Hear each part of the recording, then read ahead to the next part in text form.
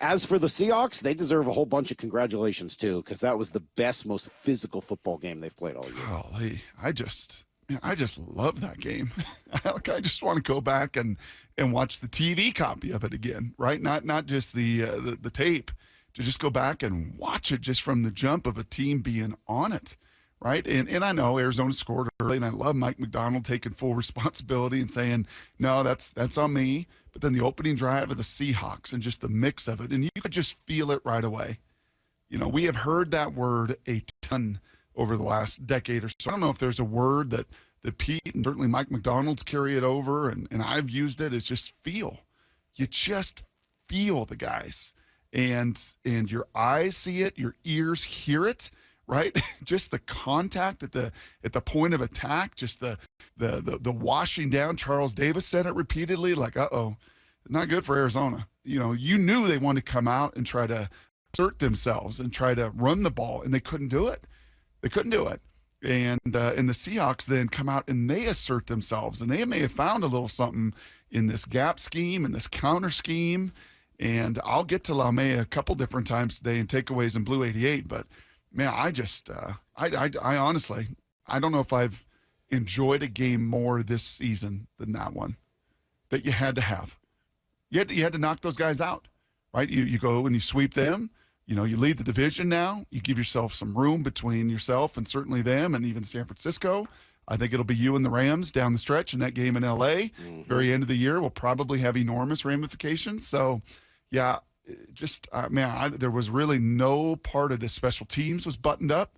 You know, I thought played terrific. Did you get a little lump in the throat when you saw that ball squirt out on the first play? Yeah, a little bit. I feel like, you've got to be kidding me. Yes. And he was definitely down. I mean, like, there's no doubt. But still, when you see it, you're just like, oh, my God. Is that your favorite game of the season for the Seahawks? Yeah, I don't know how it wouldn't be, because it was really the first time, Brock, they've played complimentary football.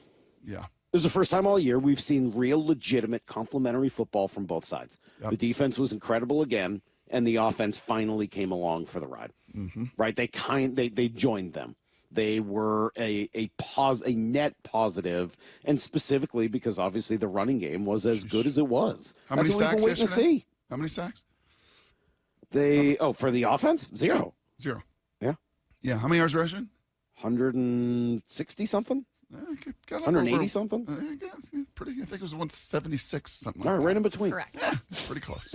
Right in there, right? 0 sacks. Right in between. 176 yards rushing. You think those two things are related? And it wasn't fluky. In order to get to those numbers in the NFL, the above 150, you do have an explosive run, and they got it. And the Terminator was out there, man, just churning out the yards, just awesome. We're going to spend a while on the running game coming up at 7:30. I got kind of 3 questions to try to figure out what was really going on with the running game, and we'll delve into that together at 7:30, leading into Blue 88, etc. But I started off the show at 6, and I'll say it again, Brock. The thing about these last couple of weeks is that the Seahawks have now forced us to move the goalposts on them. Mm-hmm.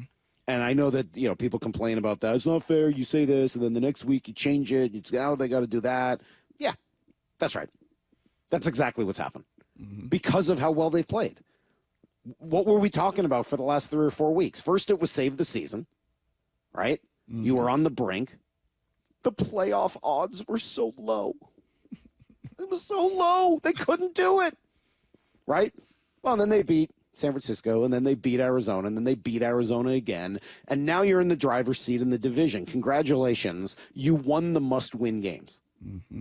Now you're going to play 2 games against Green Bay and Minnesota that might not be must-win, but are going to show you whether or not this team is truly a contending kind of a squad.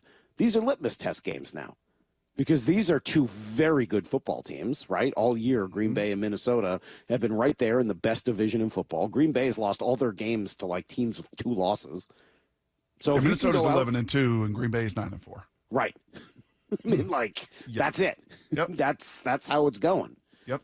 So, and are all 4 of their losses to Minnesota and Detroit?